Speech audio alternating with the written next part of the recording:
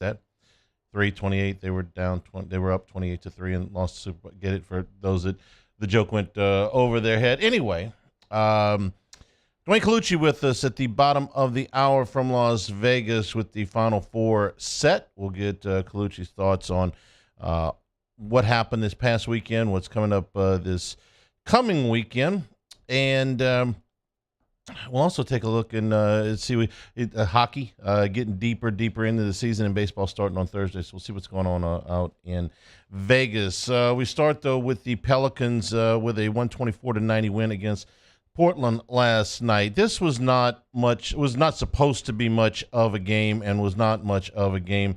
Portland started 4 NBA journeymen and Shaden Sharp, who was a lottery pick last year, the number 7 pick in last year's draft. He's had a reasonably good rookie season, but Portland has given up on what's left of the season to just rest everybody that might help them win a game and I guess get more ping pong balls or just basically get it over with. And it was very evident from the start. The Pels got up 10, 7 minutes in at the end of the first quarter. They were up 20. They were up 23 at the half, and it never really got much closer than that. So there's not a lot to dissect here in this game. This was a sacrificial lamb game for the Pelicans from the Trailblazers. A couple of notes from the game before we move on to what's really important here. Trey Murphy's really hot shooting streak sort of came to an end last night from three-point range. He had hit 37 of 70 in his last 7 games, 53%. He was only 1 of 7 last night, but it couldn't possibly have mattered less. Jonas Valanciunas had 21 rebounds last night, so that's pretty good. But again, there wasn't a whole lot to be said about the game, and predictably, Willie Green was pretty brief. I like the fact that we came in and just took care of business. We know that the Trailblazers are down guys, but it was important for us to respect our opponent, come out, execute on both ends of the floor, and we did that for 48 minutes. This amounted to busy work for the Pelicans last night, although you could say, well, didn't that happen against the Rockets, 5 games back? I guess, but I think Portland's mindset is a little bit different now than it was 5 games ago in Houston. This is the busy work that you have to do before you got a big presentation at work. This is all the little things that you have to do before then to get ready for it, and that's what happened in the game last night. So where does this put New Orleans? Well, last night, there was one thing that I didn't think was particularly good for New Orleans, and that was Minnesota beating Sacramento. Sacramento last night was going to clinch their first playoff berth since 2006. This is the longest playoff drought in the league, 16 years. And watching the highlights, which is all I saw of this game, the place was hopping. It reminded me a little bit of what New Orleans was like when we went for the play-in game last year, and it's like, this is to get in the playoffs, and the place was really electric. And Minnesota just kind of kept them at arm's length most of the game. They got it down to 4 with about 6 minutes to go, and they just really couldn't get any closer than that. So why that matters is that the Kings are more or less locked. They didn't clinch last night, but they're going to clinch. They're more or less locked into the 3 seed. It's unlikely that they'll catch Memphis. It's unlikely that Phoenix will catch them. They're locked into the 3. They may clinch tomorrow. They may clinch later in the week, but they're going to clinch. But for Minnesota, this really matters because there's a great deal of difference in where Minnesota, like New Orleans, like Golden State, like the Clippers, like the Suns, like the Lakers, like the Thunder, and like the Mavericks could all end up in one of literally 7 spots, and we've got a week left to go in the regular season. What the Pels have got tonight is just a really, really important game. Is it the end of the season if they don't win? It's not. But when you are down to 7 games left in the regular season and you're playing a team that has a game that's a half game better than you in the standings, well, that's pretty doggone important, and that's what they've got at Golden State tonight. Golden State's an 8.5-point favorite, which for the moment tells me that everybody is playing. No load management in sight, man. Games count now, Mario. They do. It's the first time they're facing Steph Curry since November of 2021, which is kind of crazy. Crazy or aggravating? Both. I mean, See, I'm stuck on this. Okay, this has helped the Pelicans when if they're going to play the Warriors without Steph Curry, you got a much better chance of winning. But the whole load management thing bugs me. Get off my lawn. That whole thing. Here's what they've got left. They've got Golden State tonight. They've got Denver on Thursday.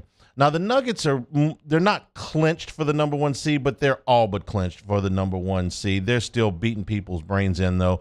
They have not laid off the accelerator at all.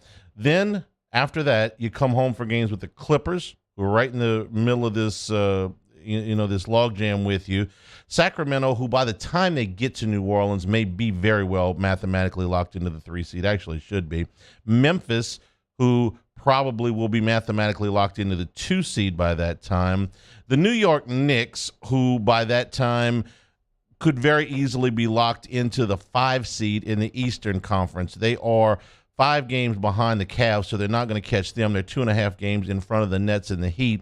It's possible they could get caught, but more than likely they're going to stay put. So you've got games against Golden State. Seeding matters. Denver doesn't really matter for the Nuggets, but they're still playing hard. Clippers matters. Kings probably won't matter. Memphis probably won't matter. Knicks probably won't matter. And then the last game of the regular season is at Minnesota, and that one almost certainly will matter. Now, even though games don't matter in the seeding does not mean that you have an automatic win. It did last night because Portland, in addition to not having anything to play for, decided they don't want to play anybody. The Trailblazers would pack the gear away for the rest of the season right now if the NBA would let them. So very important game for New Orleans tonight. Hard game to win. When Golden State decides they want to play and everybody plays, they're still the defending champs. Now, they haven't played like that for most of the season, but this is where they have decided that they're going to hit their stride. So big challenge for New Orleans tonight. Second thing we got last night is an opponent for LSU in the women's Final Four. Virginia Tech beat Ohio State 84-74. This was a close game, 3-point game at the half. Ohio State was held at 28% shooting in the second half. Virginia Tech got that lead up to 10 early in the fourth quarter after Elizabeth Kitley. Learn this name, LSU fans. You will be hearing it a lot this week, and you'll be hearing it a lot in this game. She scored the Hokies' first 7 points of the fourth quarter. Elizabeth Kitley, who if you've never heard of her, and up until yesterday I hadn't because I had not watched any Virginia Tech women's basketball, is going to be a problem for LSU. She had 25 points and 12 rebounds last night. Who is Elizabeth Kitley? She is a 6'6" senior who has started all 120 games of her career. For the last 3 seasons, she has averaged 18 points, 10 rebounds, and 2 blocks a game. She's a 55% shooter from the floor and a 72% shooter from the line. And if you think you can go at her and get her in foul trouble, she's fouled out of exactly 4 games in 4 years. 2-time ACC Player of the Year. Virginia Tech was a number 1 seed. This is the first time they've ever gone to the Final Four during the season. There's some really good wins in there. 2 out of 3 from Duke, who was a 3 seed. They beat Tennessee twice, once in the regular season and once in the tournament. They beat Ohio State last night, who's obviously an Elite 8 team. They beat Louisville, who was also an Elite 8 team, twice. And they split 2 games with Miami, who was also an Elite 8 team. All that being said, I was a touch surprised that LSU opened as a 1-point favorite in this game. I thought it actually might be more of a 2.5 point favorite for Virginia Tech, but it is not. LSU is a 1-point favorite to make their first ever national championship game. This is going to be a hell of a contest. I watched a lot of this when we got back from the show last night. Virginia Tech is a lot more than just Elizabeth Kitley. We'll talk with Patrick and the guys later in the week when we do our Virginia Tech preview, but it's a really good team. They're centered on Kitley, but she's, like I said, far from the only key player that they have. So going to be a good game. Again, the spread is 1, so the odds makers are expecting a very, very even contest, and we do as well. One other thing that we need to bring up here. This is kind of count this among public service announcements, if you will, but we were asked to send a message along from Angel Reese. Not Angel Reese, the basketball player, Angel Reese, the mom. Mario's already laughing. He's seen this story, right? So Angel Reese's mother has the same name. She is Angel Reese. And, well, she's been getting some attention this week, not because her daughter plays basketball, but because people want to date her daughter. She's been getting DMs all week asking her out on dates. So she put this out on Twitter, and they asked us, hey, please spread the word. Quit hitting on Angel Reese's mother. FYI, I am Angel Reese, the mom, not the basketball player. Please be mindful when you tag and or send me DMs that your intent is to me and not my daughter. I'm getting some crazy dating requests from men my kids' age who clearly by the content of the messages think they are sending it to Lil A. I don't really want to know what the content that they are sending this woman is, do I? No, that's what you call diving in the DMs. I do not want to see or hear. I'm glad that she censored it, edited it, whatever you want to talk about, rather than saying, I was sent this many, I should just move on at this point. I should just say, please stop hitting on Angel Reese's mother, and I should move on lest this story get any more crazy than it is. But suffice to say that there's a lot of attention on the LSU women's basketball program. They are having another send-off, another pep rally over at Tiger Stadium later on this afternoon before they leave for Dallas. Say hello to Jacob Beck and Mario Jerez here working the show today. This is Hanny Time, 104.5 ESPN Baton Rouge. This is Hanny Time. Acura and Infinity of Baton Rouge. Right now, they are offering to buy your car in cash right off the street. That's right. You go in less than 15 minutes, they will give you a quote on your vehicle. At that point, you got some choices. You can sell your vehicle to them. You can trade it in on another model, or you can just leave at that point with the knowledge of what your vehicle is worth. But if you want to get into the certified pre-owned program, as we did once again just a few weeks ago, the benefits are huge. First of all, you're going to get transparency in pricing, so it's going to be a very easy and very comfortable buying experience. They're going to get you fixed to the make and model, the mileage and the years, and of course the price of your new vehicle. It's going to go through a rigorous inspection, so much so that they're confident that they'll put a 100,000-mile powertrain warranty on it.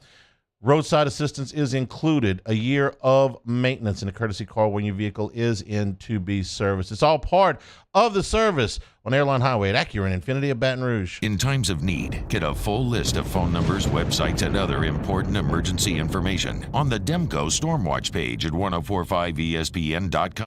Bayou Chrysler Dodge Jeep Ram has $10,000 off new 2022 Jeep Gladiators and $8,000 off new 23 Jeep Grand Cherokees. All new Bayou automotive vehicles come with a 1 million mile warranty. If you need sales or service, the crew at Bayou is going to do right by you.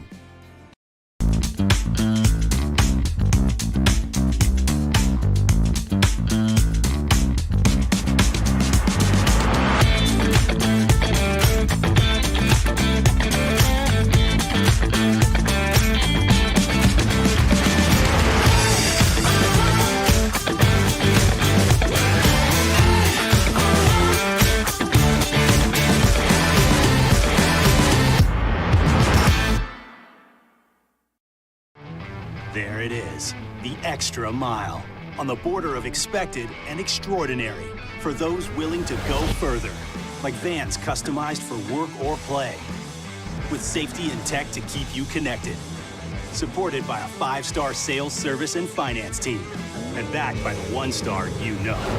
So go the extra mile. It's never crowded, because so few have what it takes to go there. Mercedes-Benz Vans. Gulf Coast Office Products is a nationally recognized Savin office equipment dealer based right here in Louisiana. Over 100 employees strong, Gulf Coast has the boots on the ground to support all vertical markets, from education, engineering, legal, and finance. With the latest in office technology, from desktop to production segment units, Gulf Coast and Savin have the perfect fit for you.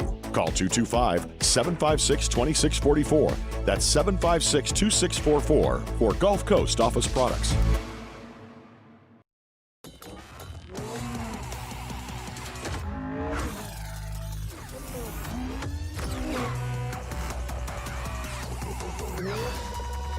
I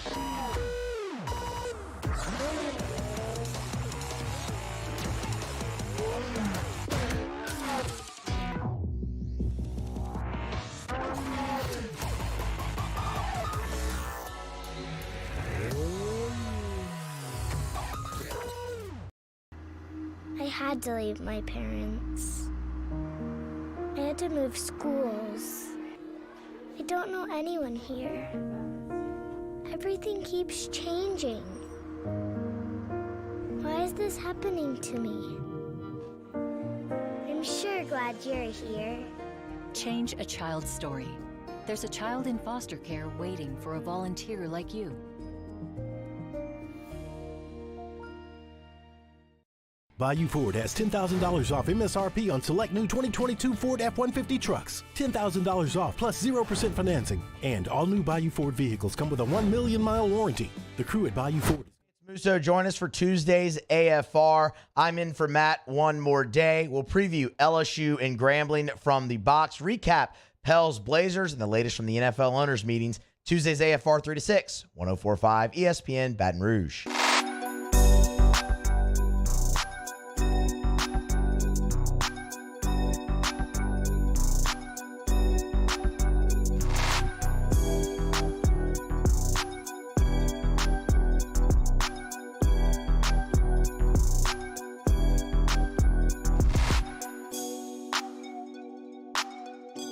This is Hanny Time with Charles Hannegriff on 104.5 ESPN Baton Rouge.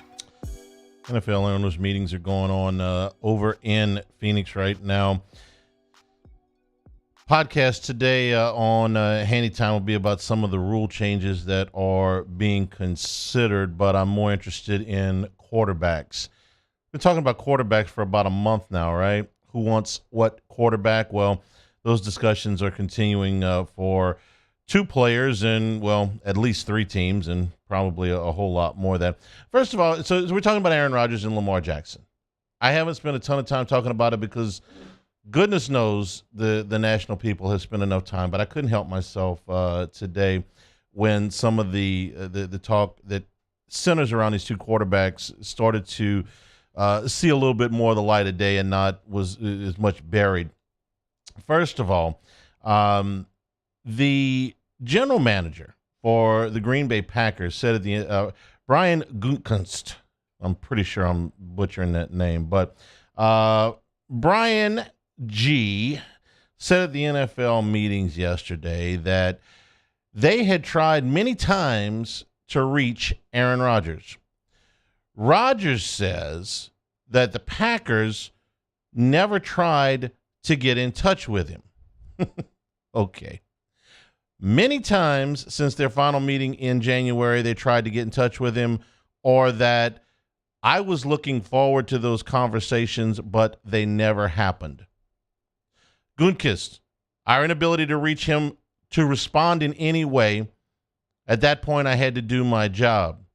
Or Rodgers, I wish from the beginning of the offseason that there had been a conversation because I love direct communication. He actually said this. If they had said, listen, we think it's time to move in a different direction. We love you. You're going into the Hall of Fame as a Packer. We'll retire your number. It's time to move on. I would have just said, thank you so much for telling me. I really appreciate that. Aaron Rodgers actually said this. Okay. So who do we believe?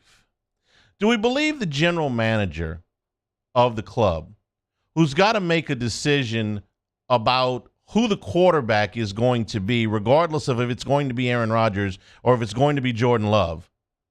Or do we believe the quarterback who, if he decides to walk off and never play again, is on the hook to nobody? See, the Green Bay Packers have to play football this fall. Aaron Rodgers doesn't. So do we think that Brian Gutekunst is going to just sit back in his office and go, you know what, man, has anybody called Aaron lately? Can we send him a DM? Maybe that gets to him a little bit. Do we believe that Aaron Rodgers was just sitting there going, man, I wish the Packers would call me? Phone rings at Packers offices. Receptionist answers the phone. Hello, Green Bay Packers. This is Aaron Rodgers. Can I talk to somebody? I'm sorry, everybody's busy. Can we get back to you? No, I think they're taking the call. Do we believe the general manager whose job is on the line and who has the rights to one of the most valuable players in the NFL to just sit idly by and not talk to him? Or do we believe the guy who is notorious for not speaking to his own family and who had to publicly say that he was going into private to sit in the dark for 4 days to contemplate his future? No, I think I'm siding a little bit with the general manager here, Brian Gutekunst. So this is what you're reduced to. Off in the distance, you have the New York Jets, who refuse to give a first-round pick to the Green Bay Packers because they know at some point in May, before the Packers pick up this option, they're going to have to cave. So for once, the Jets are in the catbird seat. And how do they know that? Because Aaron Rodgers, who cannot communicate with the Green Bay Packers, can get on the Pat McAfee podcast, Pat McAfee show, and tell everybody in the world, I want to play for the Jets. This is what's known in the business as leverage, see? So who do we believe? General manager, who has everything on the line, or Aaron Rodgers, who kind of does what he wants when he wants? I would have said, I really appreciate you guys for letting me be a Packer. If he were being paid $100 million to act in a movie about his life, I could not imagine Aaron Rodgers saying those words. This is what's going on with the Packers trying to find out who their quarterback is and the Jets trying to find out who their quarterback is. The Ravens have an altogether different situation. Yesterday, Lamar Jackson requested a trade from the Ravens. Actually, he requested a trade 27 days ago, but it wasn't made public until yesterday. Jackson says he's requested a trade because the Ravens are not interested in meeting his value. Apparently nobody else is either. Because the Ravens, on March the 7th, 5 days after Jackson requested a trade in private, granted it. They granted it by giving him the non-exclusive franchise tag for $32.4 million if he stayed. But because Jackson represents himself, doesn't have an agent, which is fine, he was of his own devices to go out and negotiate a trade. This got so complicated that the league came down and said teams only negotiate with Lamar. He doesn't have an agent. Anybody claiming to be his representative is not authorized by the league and the union. Okay? So Lamar Jackson has had since March the 7th to go out and find a trade. Not that the Ravens have, gotten into the compensation part yet, because anybody that's trading for Lamar Jackson has got to come to contract terms with him. And he found the market particularly barren. The Raiders, who desperately need a quarterback, signed Jimmy Garoppolo, who has a hard time staying on the field. The Washington Commanders, who are less than an hour down the road, Lamar Jackson, pretty popular player in the metro area, right? Decided to go with Sam Howell and Jacoby Brissett rather than pursue Lamar Jackson. The Tampa Bay Buccaneers chose to go with Kyle Trask and Baker Mayfield rather than go after Lamar Jackson. The Atlanta Falcons chose to go with Desmond Ridder and Taylor Heineke, formerly of the quarterback-needy Washington Commanders. You're the Falcons. You're taking the quarterbacks that the Commanders don't want rather than Lamar Jackson. The Carolina Panthers, in desperate need of a quarterback, traded their number one receiver and a boatload of draft picks to the Chicago Bears to take a quarterback who they don't know if he's going to be a bust or an all-pro in the NFL. The Jets have decided to play Wheel of Fortune with Aaron Rodgers for as long as it takes. So apparently there's not much of a market out there for Lamar Jackson. He keeps blaming Baltimore. This is not Baltimore's fault. Baltimore offered him a long-term contract, and when he didn't want that because it wasn't Deshaun Watson's contract, they said, well, okay, play. And he played, and they paid him, and then they offered him another contract, and he didn't like that one. So then they put him on a franchise tag, which is, sizable amount of money. Not what they've offered him in the past, way less than what they've offered him in the past. And finally, they got to the point where they said, if you don't like this contract, go out and find another one. He says, I am worth more than this. And the league as a whole said, no, you're not. Why? Well, because Lamar Jackson's missed 34% of the snaps the last 2 years. Because Lamar Jackson is 1-3 in the playoffs. Because Lamar Jackson has a postseason quarterback rating of 68.3, and because Lamar Jackson rushes on an average 10.5 times a game, meaning that he is more likely to get more hurt than less likely as his career progresses in his late 20s. I would take a chance on Lamar Jackson at a reasonable risk factor to the team. $250 million for him is, I'm sorry, this is going to make people cringe, the going rate for a quarterback of his caliber. It's what Russell Wilson got, and Russell Wilson is no longer playing as well as Lamar Jackson. It's what Kyler Murray is getting, and Kyler Murray is nowhere near the quarterback that Lamar Jackson is. Has nowhere near the accomplishments that he does. The quarterbacks that are going to be taken in the top 10 picks of the draft, and there could be as many as 4 of them, or if you listen to Mike Tenenbaum, as many as 5 of them, have accomplished nowhere near what Lamar Jackson has accomplished. But they're not willing to say, we'll give you all this money guaranteed, because there's a pretty good chance that you can get hurt, because we've seen it the last 2 years. And there's a pretty good chance if you don't get hurt and you get to the playoffs, you may not play all that well, because we've seen that too. We're willing to be reasonable, but we're not going to completely upset the entire structure of our salary cap the way the Cleveland Browns did. The Cleveland Browns are an extremely poorly run organization. The Baltimore Ravens are an extremely well-run organization. Been that way for a long time. Check the record. Not that hard. Now, the 2 first-round picks that he would be, the Ravens would be due in compensation if he were to be signed to an offer sheet, might be a little bit high. So what has taken over as the rumor du jour is, would the Colts, with the 4th pick in the draft, make a move to trade for Lamar Jackson? And would Baltimore take it? See, if they don't sign him to an offer sheet, if they just make a trade, it doesn't have to be 2 ones. And if it were 2 ones that were down, further, maybe that would be palatable to another team. But because one of those picks is in the top 5, well, you're not going to give them another one. For instance, the Texans wouldn't trade the 2nd pick and the 12th pick. If they had the 12th pick and the 28th pick, they might make the trade, but they're not trading 2 and 12. Would the Colts trade 4 by itself? This is one of those would you rathers. I'm stealing a segment from the guys in the morning again. Would you rather the 4th pick in the draft, or would you rather Lamar Jackson?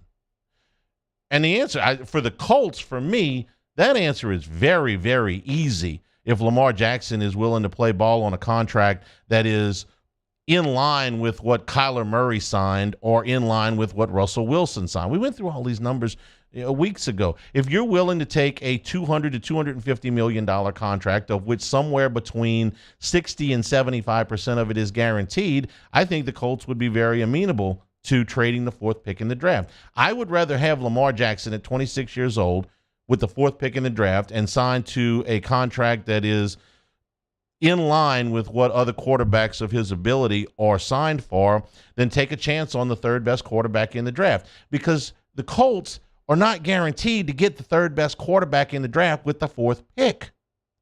The Cardinals have got the 3rd pick in the draft up for sale. Auction, really. They may get interest. Might be from the Raiders. Might be from another team. Maybe Washington decides to make a big, big move up the draft charts. That could happen. If you sit and wait on your quarterback, you might miss out on Pat Mahomes.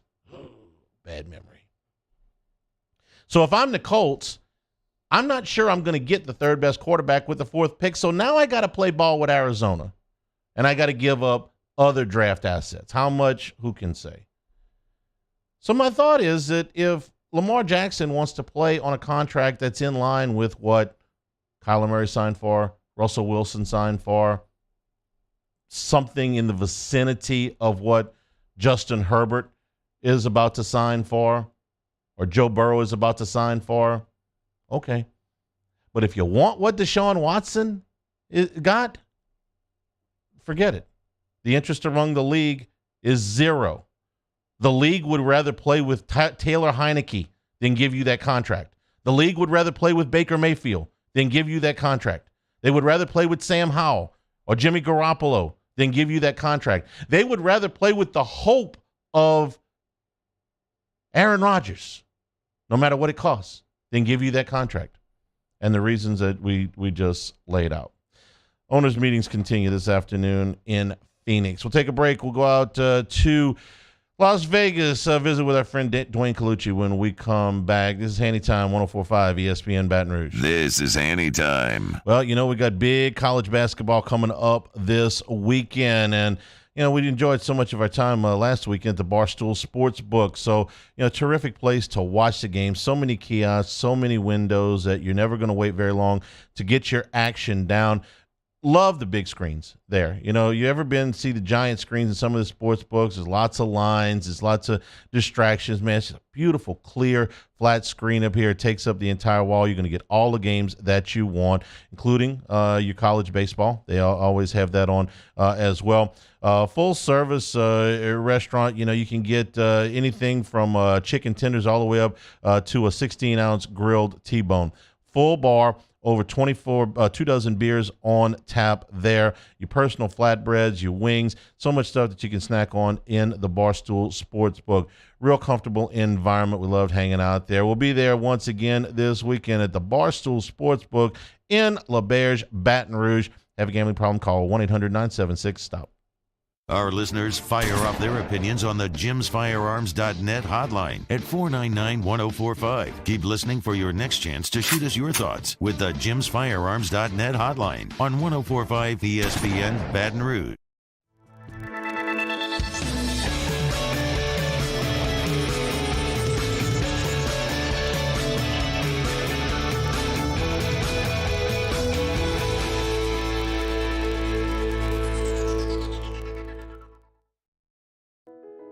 I've been doing business with Luba for 25 years. They're dependable, trustworthy. It's just the attention to detail with our clients. Our folks have years and years of experience. They're highly trained professionals, but many companies have that asset. What I'd like to think makes Luba a bit different is that we use those talents in a way that truly is dedicated to serving the needs of the folks who depend on us.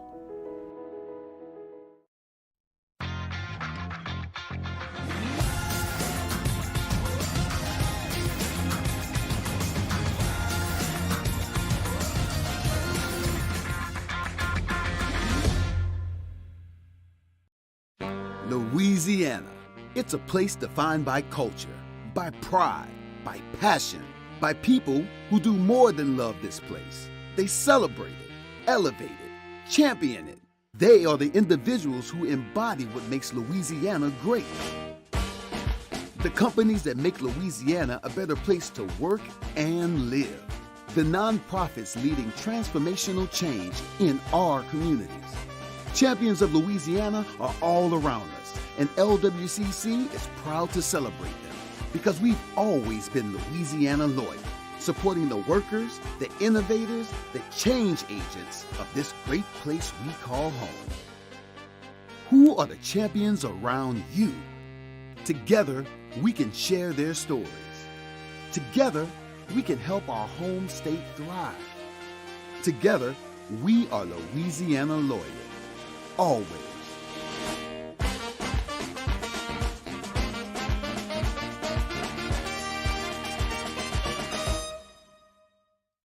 Hi, I'm Brandon Landry, founder and CEO of Walk. Hi, my name is Dr. Craig Green. This is Ryan Terrio with HUDCoRoofing.com. Hey, it's Matt Moscona. No matter how big your commercial roofing job, HUDCO can help. My patients come to me because they trust that I can get the job done at a high level. Ryan Terrio and Richard Tilley have the same level of trust when it comes to roofing. If you have a roofing issue, call HUDCO Roofing. Give us a call, 364-1007, and we'll come to your house and give you a free inspection. There it is, the extra mile, on the border of expected and extraordinary, for those willing to go further.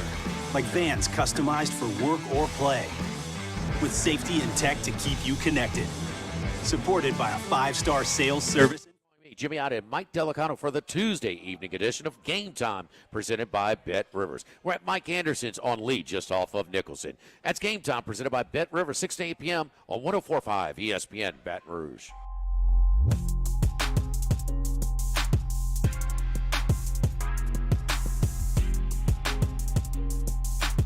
This is Hanny Time with Charles Hannegriff on 104.5 ESPN Baton Rouge.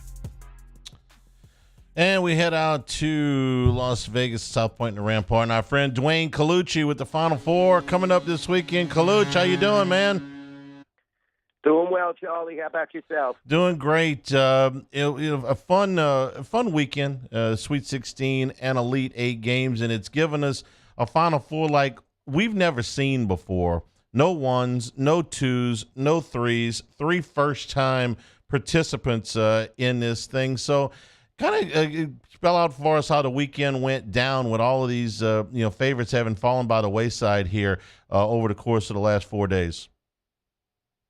Yeah, definitely. It was interesting to see how it played out, Charlie. You had all these number one seeds going down, and definitely a lot of people started to back them because as you move on in the tournament, you feel that in Alabama or Houston could make some noise because they get to that Sweet 16 area, but definitely, some huge upsets you could see. San Diego State really played well. I thought they were definitely the beneficiary of some big calls in those games, but down the stretch, they were very tough defensively, and they look like a very solid team. Texas really faltered. I thought they had no excuses. I mean, they were the complete opposite down the stretch. They just couldn't do a thing right. And, they were also eliminated. UConn playing fabulous. I mean, like they have been earlier in the season when they were on that big 14-game win streak and were the number one team in the country. And definitely one of the more solid teams out of the Big East, which did very well in this tournament, Charlie.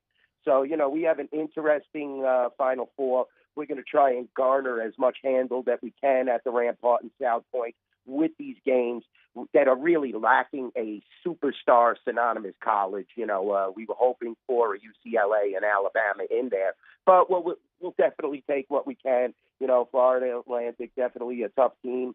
They played solid. They're first time in their Final Four history. And also Miami, also a great team.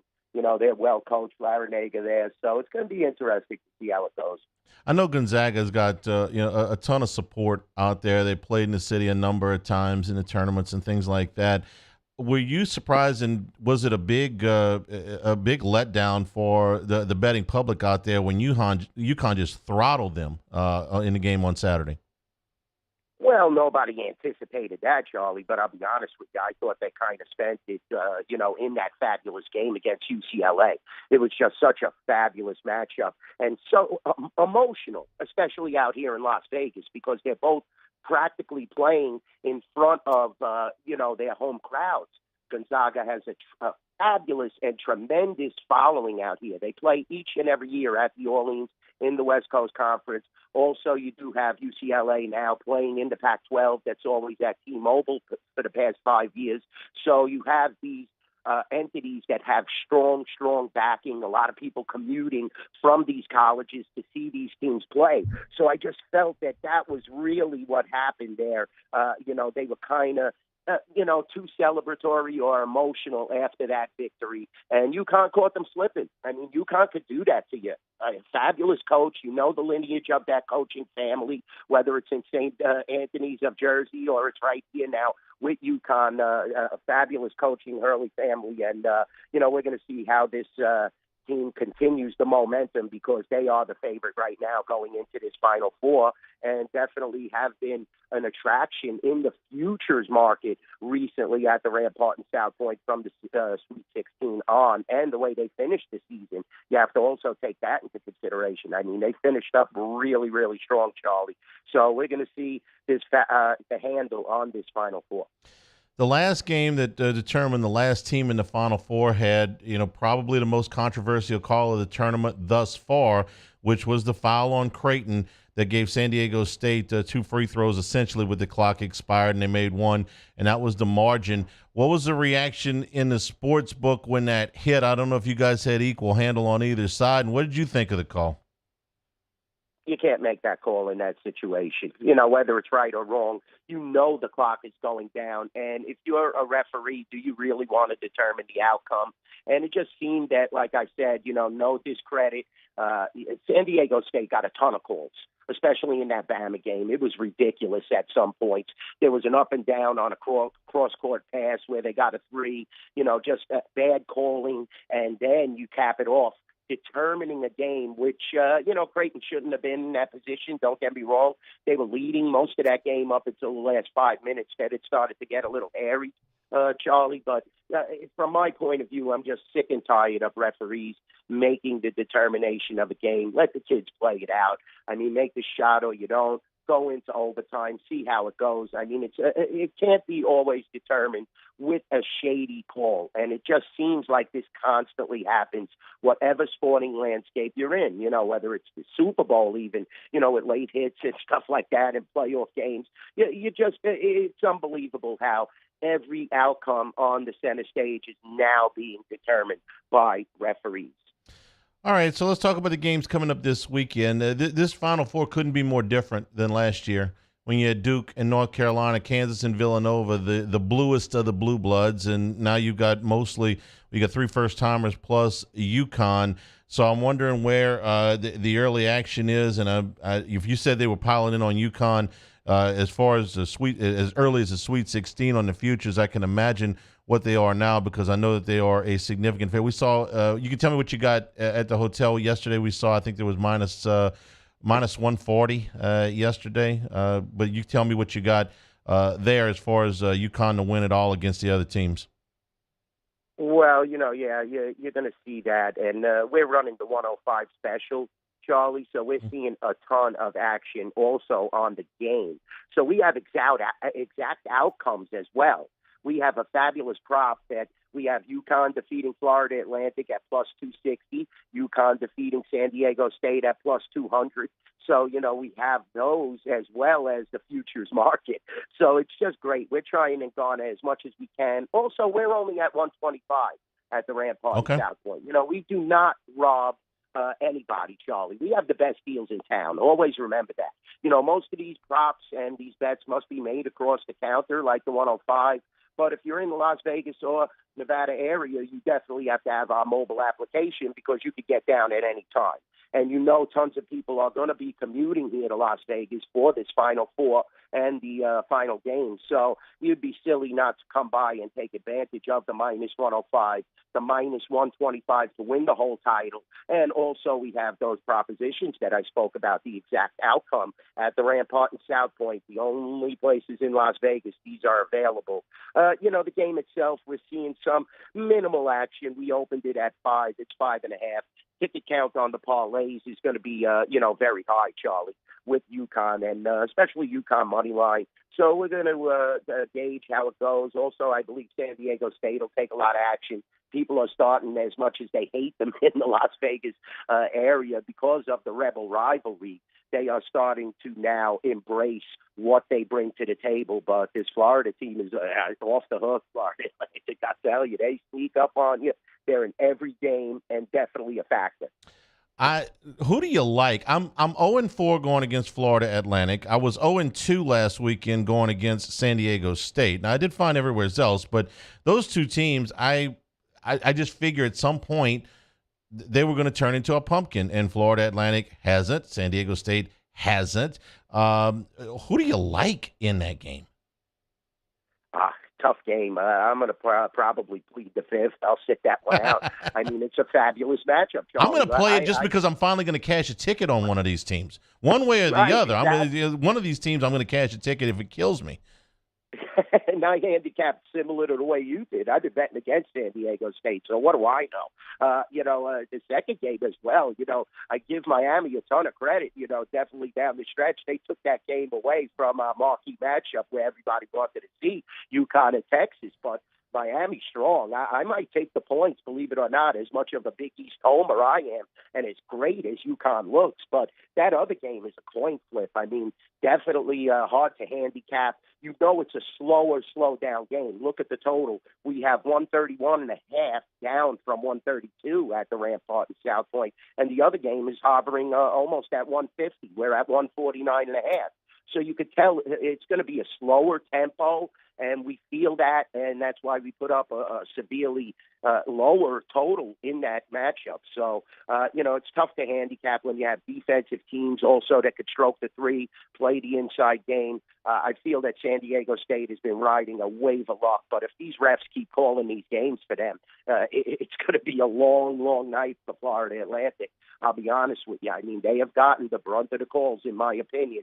We're going to see if it continues down the stretch here in the Final Four and the final game.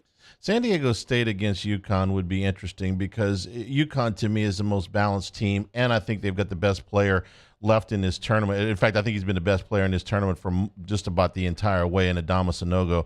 I don't know. San Diego State will probably come at him with multiple looks, but he's been unstoppable so far. So I do like UConn, but if San Diego State got in there in that final against him, you would have a very physical game, I would think, to say the least. So give me the Doug Schau's crew that is at least going to let them play if it gets to a final between those two teams. All right, Kaluch, baseball starting up later on in the week. Any significant motion on any futures? A player to win the MVP, a team to go over a total.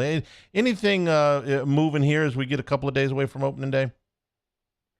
I got to say, it's been a consistent landscape, and finally, it seems like the general public here in Las Vegas are turning a little away from the Los Angeles Dodgers in the futures market. Usually they're the strongest standout favorite to win the World Series, but we have three teams to win the NL pennant that are 3.5 to 1. Mets, Padres, and the Dodgers, and we're seeing significant action on the Padres.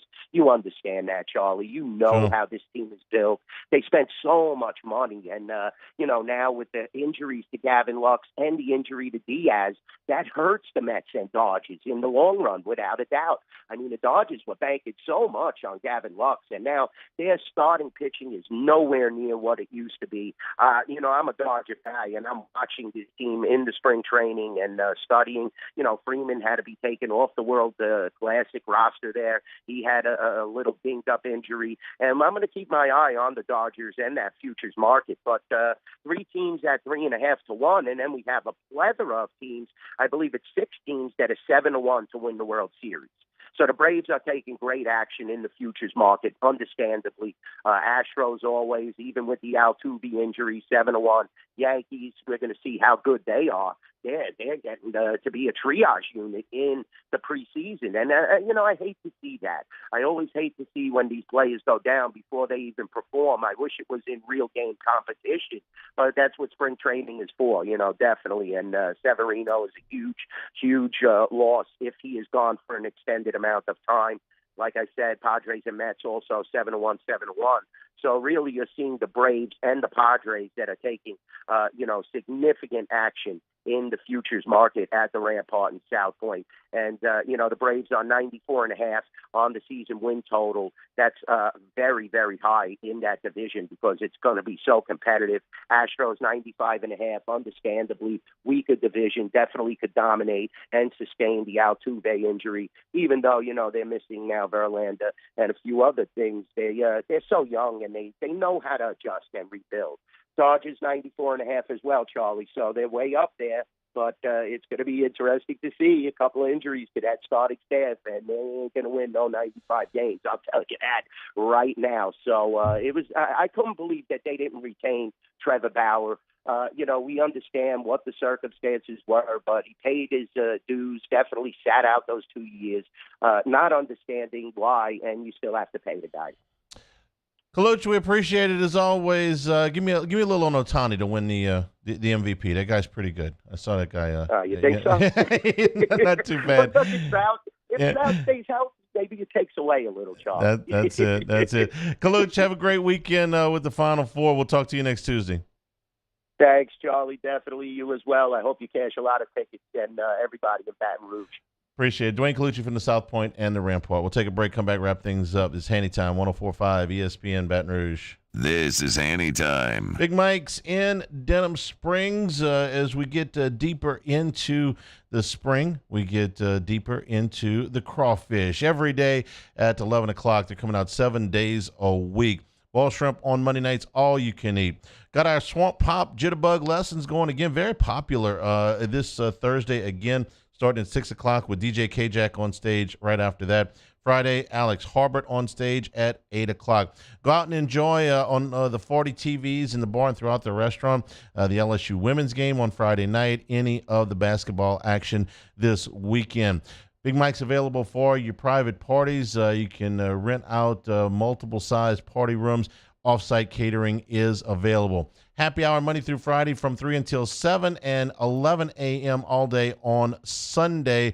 Big Mike's on Aspen Boulevard in Denham Springs. We're kind of a big deal. In times of need, get a full list of phone numbers, websites, and other important emergency information on the Demco Stormwatch page at 1045ESPN.com. There it is, the extra mile, on the border of expected and extraordinary, for those willing to go further, like vans customized for work or play, with safety and tech to keep you connected, supported by a 5-star sales, service, and finance team, and backed by the 1-star you know.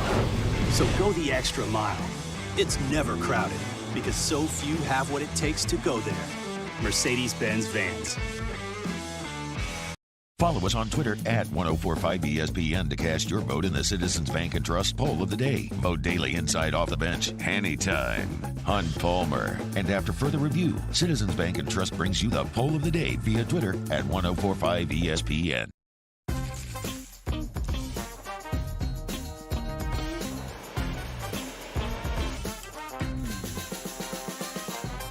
The best kept secret in town is out. Discover Tallulah at the Renaissance Hotel on Bluebonnet.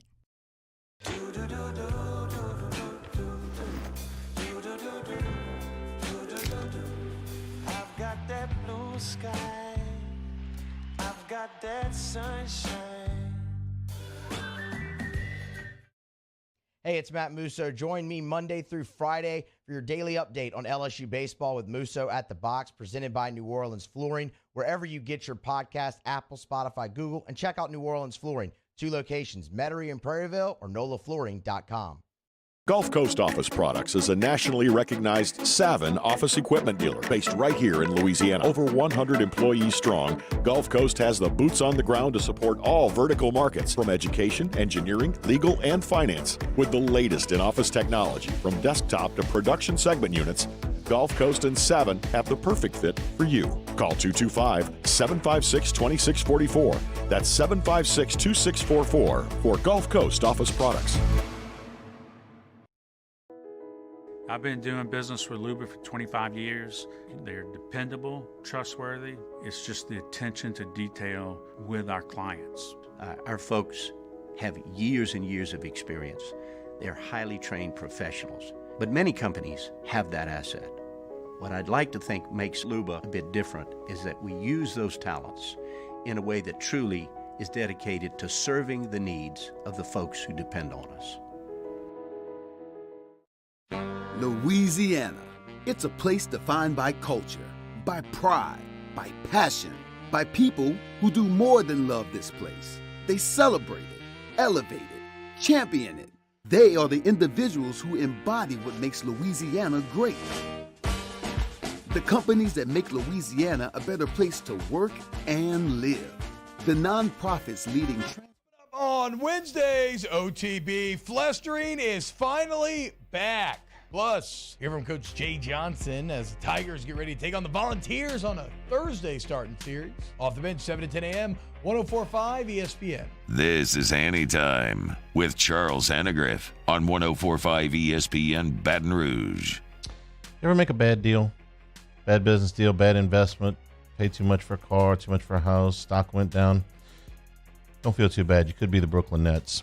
They've decided to shut down Ben Simmons for the rest of the season. He's missed 33 games this season total. Knee and back injuries after missing all of last year.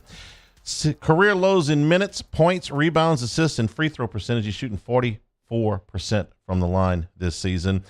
The Nets owe him $37.8 million next year and $40.3 million the year after that. See, your deal wasn't so bad after it all. Stay tuned for Hunt Palmer on 104.5 ESPN Baton Rouge. Ryan Terrio and Richard Tilley have the same level of trust when it comes to roofing. If you have a roofing issue, call Hudco Roofing. Give us a call, 364-1007, and we'll come to your house and give you a free inspection.